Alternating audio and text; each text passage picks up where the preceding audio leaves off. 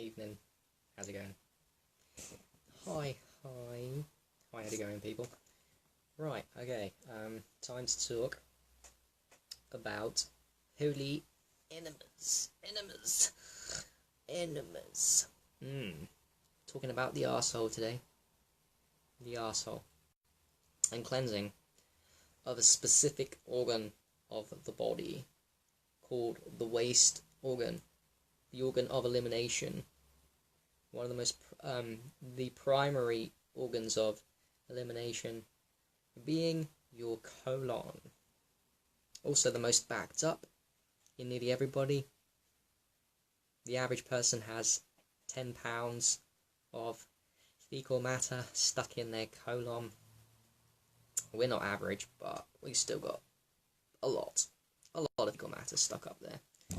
So it's kind of important, and I've been very consistent since December, up to kind of 1 week and a half ago, where I stopped for a while because I was running out of aged urine, which is no excuse really, but I'm back on it. And I got through the post a book that I ordered from America a few weeks ago. I didn't have it in the UK, a used copy of, this is why I'm excited about it again, Bernard Jensen. Highly recommend people read these books. Dr. Norman Walker, Colon Health's a good one, but Dr. Bernard Jensen, this one's Tissue Cleansing Through Bowel Management. He's got two books, Dr. Jensen, Tissue Cleansing Through Bowel Management, and another one on bowels. I'm not sure what it's called, but he's your guy. He's our guy, Dr. Bernard Jensen, because he gets enemas and colonics, but he breaks it down really well in this book. And I read it through today while I was grounded outside in the sunlight. Pure sun in the UK, it's fucking awesome, no clouds. And it took me a couple of hours, 2-3 hours. But as I was reading it, I realised there's too much information in this book for me to absorb in one sitting. There's literally too much information in it. Too much good information for me to collate and to pass on to other people, even to assimilate into my being, so I can reintegrate into.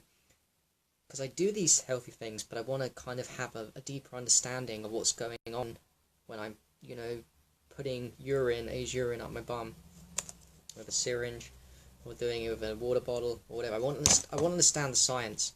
It keeps me invested. It also, because I'm a geek, it kind of excites me. I want to. There's many things it's doing, so I don't just want to look at one benefit of these things. I want to understand as much of, because you feel amazing after doing these things. You really do, especially with aged urine up the bum. 60 ml, it's a very small amount. It's very powerful. You'll see how much comes out of you, how much mucus is pulled, especially if only a couple of weeks old too. It does excite you, but there's a lot going on. Not just one thing going on, like just relieving constipation. Nope, there's like a lot of things going on with these things. Not just relieving constipation, but it's powerful. It's really, really powerful. And to all intents and purposes, for me, the most corrupt organ in every single human being, the most easily corrupted and the most dirty in everybody is the colon. And that's why it's important. And if you read this book as well, Dr. Bernard Jensen says it's one of the first organs to be formed. There's reflexology points in every single part of the colon. I remember hearing stories on Facebook, some of my Facebook friends saying they had a headache and they did an enema and it just disappeared.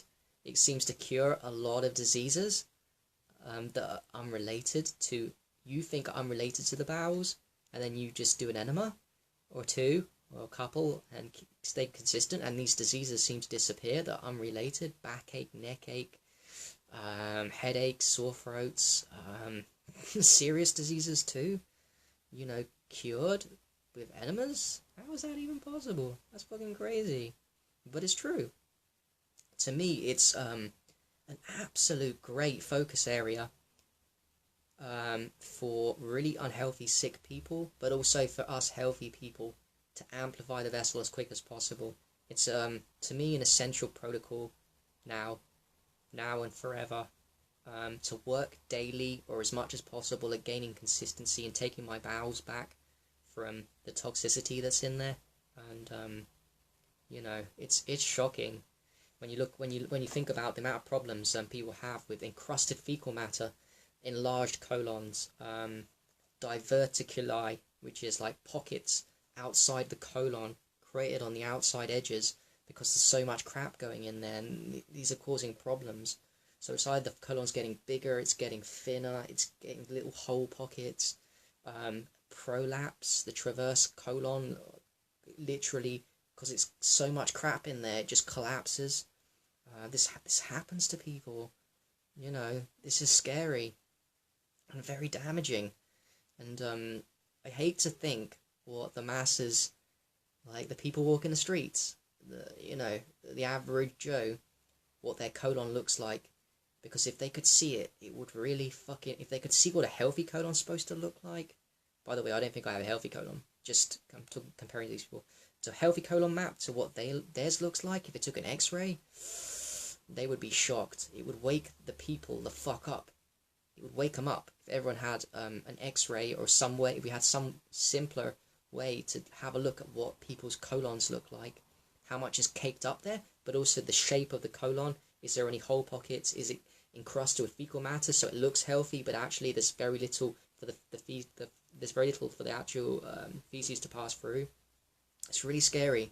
It's scary what other people's look like, but it's also scary for me to think about too, which is a good thing, because it encourages me to practice it, and hopefully it'll encourage you to do it as much as possible.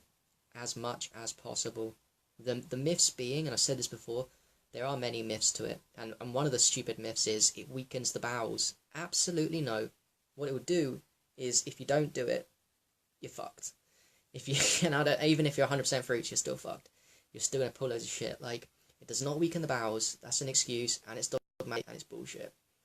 We all need help in this area. It's been corrupted since we were kids, from very young age. So we need help to get the medicine in directly, as opposed to drinking medicine, which does go to the colon, but very, very small amounts, because most of it goes into the bloodstream from the small intestines. You want lots of medicine up into that area.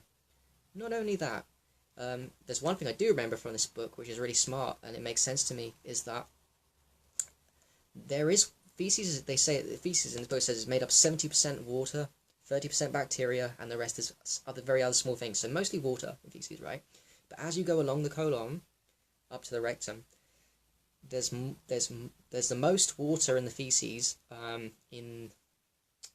as the feces enters from the small intestines to the ascending colon. The feces there at the beginning part of the colon, the large intestine, it's got more water, but as you go along from the hepatic flexure to the transverse colon and down the sigmoid flexure down to descending, as the feces goes along, more water is absorbed from the feces, and less water is found in the feces as it gets nearer to the rectum. So think about that. There's less and less water in the feces as it gets nearer the exit hole, the rectum. Now that's why people have problems shitting, and that's why constipation is a thing. That water from the feces, which was high water content at the beginning of its journey in the colon, as it exited the small intestines, it just gets less and less and less and less, and that creates problems. And that means that by the time the feces is sitting in your rectum, ready to be eliminated, and near that area, there's very little water compared to the beginning of its journey, and therefore that's why unhealthy people, have trouble with constipation, because there's very little water at the rectum area, and with no water, how can things get flushed out? Well, that's one problem, but if you want to look at it another way, that's very exciting. You mean there's less water in the feces in the rectum? Cool. So we've got a hole there in our bum. Now if we do an enema, we can just flood our body with not only water, like distilled water, well that's great, we can flood our body with something even more powerful that's fluid and liquid, like aged urine, for example, yeah? And you can make the bowel movements boom, and you can get the bowel movements going again. You can flood the body at the perfect area in the rectum and sigmoid, around that area, and the descending. You can flood it with much needed water, and that's why it's so fucking effective to relieve constipation and get your bowel movements going.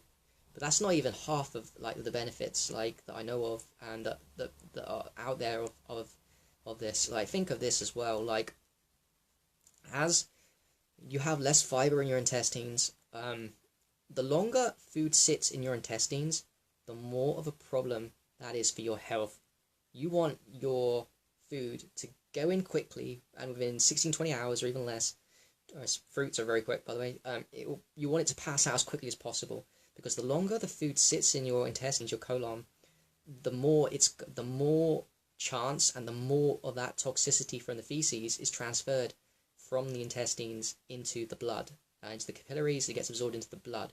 So in other words, your auto-intoxication is a real thing. And this is where people, one of the reasons, one of many, but a very big one, why people get diseases, because of auto-intoxication of the blood, poisoning of the blood. And if your food, because you've got constipation, you've got 10 pounds of fecal matter stuck in there, you're not eating fibrous foods, you're not eating fruits and vegetables, you're eating bullshit, and too much of it, and never eliminating, your feces is sitting there for way too long. And this is very fucking bad, because it putrefies, and then all of the poisons get absorbed into your blood system. So now your blood becomes toxic. Your blood becomes toxic, and then your lymph becomes toxic, and then your cells become toxic. And that's auto-intoxication in a nutshell. You become toxic. You become more acidic. It fucks you up. Yes, you do not want feces sitting in your colon for too long. So another great way to have to move things along, and to things not to sit because you're eating the wrong foods, for example, is to do an enema as much as possible. I recommend daily, man. But I don't do 2 liters daily because I don't make enough. But I mean, I do 2 or 3 times a day with this, 1 a day minimum. I'm gonna start doing that again. I nailed it 60 days in a row.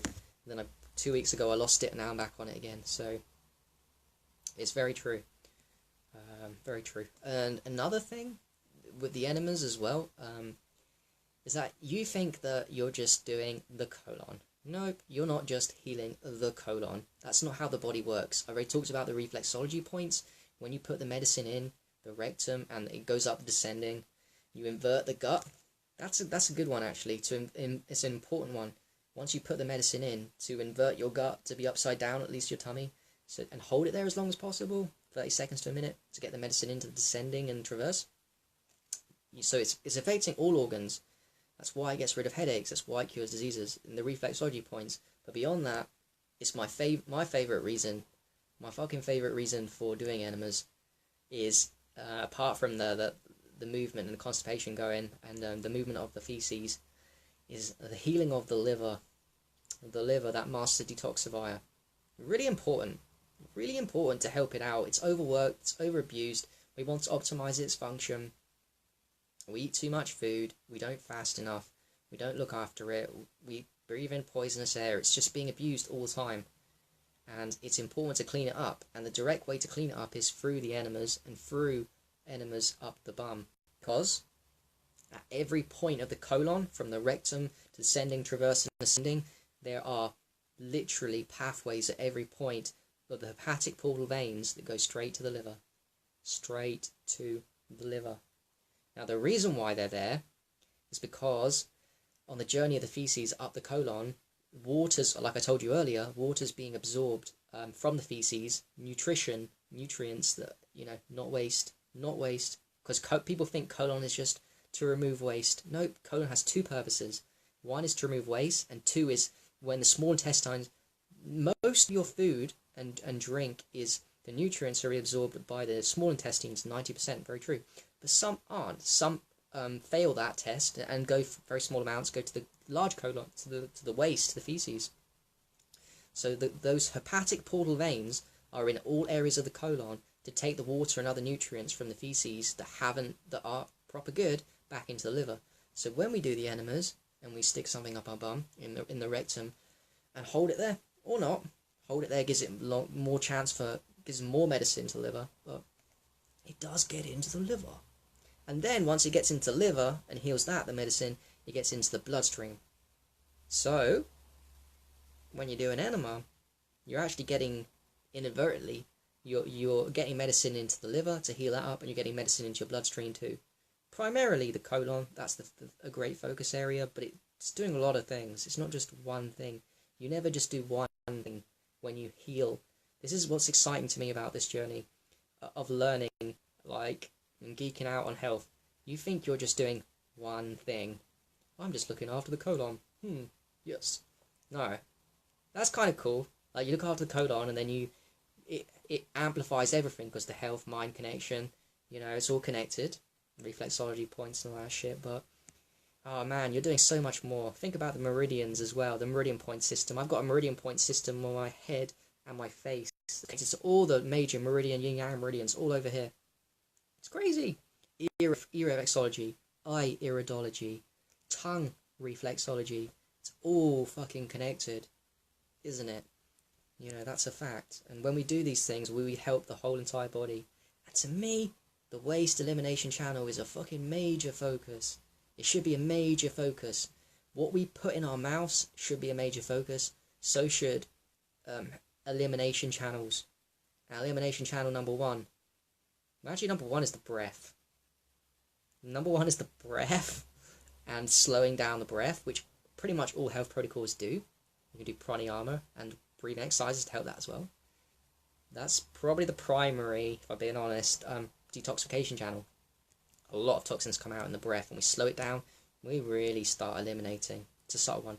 But number 2, and the obvious one, is the colon and the feces, and it needs help, and we don't want to be auto-intoxifying our blood.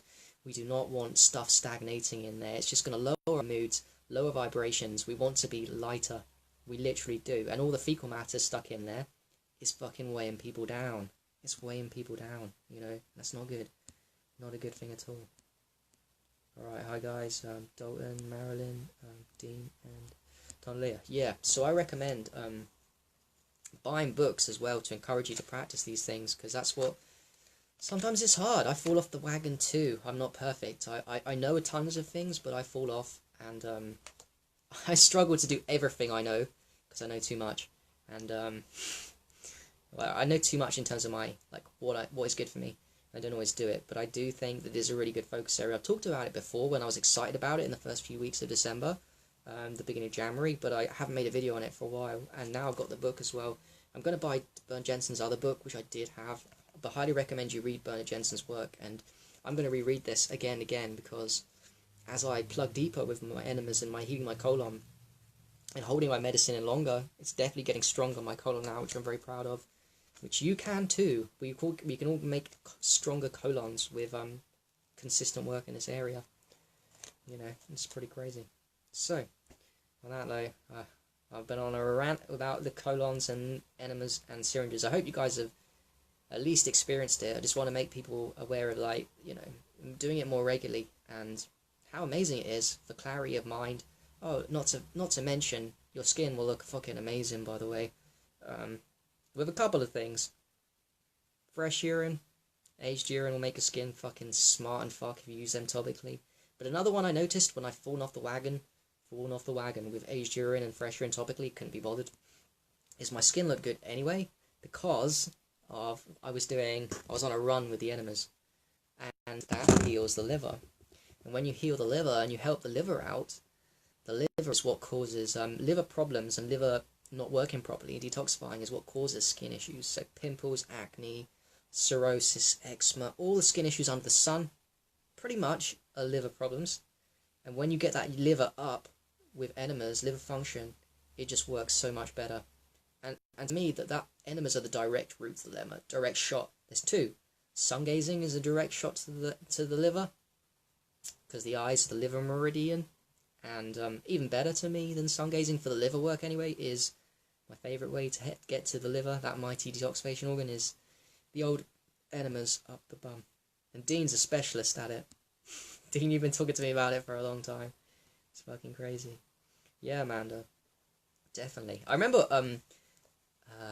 who was it? Someone on my Facebook, who I know very well, but I forgot her name temporarily, who's into Shivambu, was watching one of my videos on enemas a few weeks ago, well, a month ago or something, and she was doing an enema upside down while I was watching my video. I thought that was hilarious. So you can stack, you can do things while you're sitting there upside down and putting your stuff up your bum.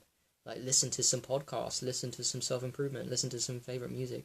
You don't have to just do one thing, and but it's such a powerful protocol. Hey, here's an interesting fact that I researched. I'll post on my Facebook later. I'm not sure which Louis. Let me just check something here. Did you guys know that Louis the 14th, in fact, Louis the 14th and his father, so Louis the 15th, Louis the 14th was a huge advocate of enemas, and he did a lot in his life, like over 2,000. Over 2,000 enemas. King Louis. But not only that, King Louis the 14th, he did so many in his lifetime. It was the rage, and very cool then, very cool thing to do. But also they knew it was healthy. He reigned for 72 years. The longest reign in modern European history. I wonder why. Wouldn't be because he did the enemas, would it? Wouldn't be that. Yeah, right, fucking would. Another one, Dr. Norman Walker, another legend.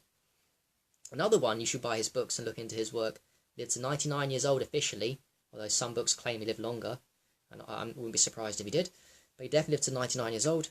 He advocated distilled water, raw fruits and vegetable juices, and daily enemas and colonics. Not daily colonics, but enemas and colonics. He advocated the benefit of that, and he looked really young. Have a look at pictures of him. He looks really young for the age of 70, 80. When he's 70, 80, have a look at pictures of him. His skin looks fucking amazing. It's the secret. It's one of the secrets to youthful skin and youthful health. Doing enemas, let me tell you. King Louis knew. It's been going for a long time. You believe the Essenes Gospels of peace? Jesus even advocated it, probably. Egyptians have been doing it 1,500 BC. So it's been a well-known thing. It's just we've forgotten about it. Generally, society's forgotten about it. Or the big farmers stopped people from doing it, or whatever way you want to look at it. But yeah, we've got to take back our powers and start doing these shits, man. We've got to start. And I'm talking way too long, so I'll leave you with that fun fact, and let's get the Enema game up and up and up. Yeah, no pun intended. Stick it up your bumhole and do simple shit. Yeah, very easy. All right, peace.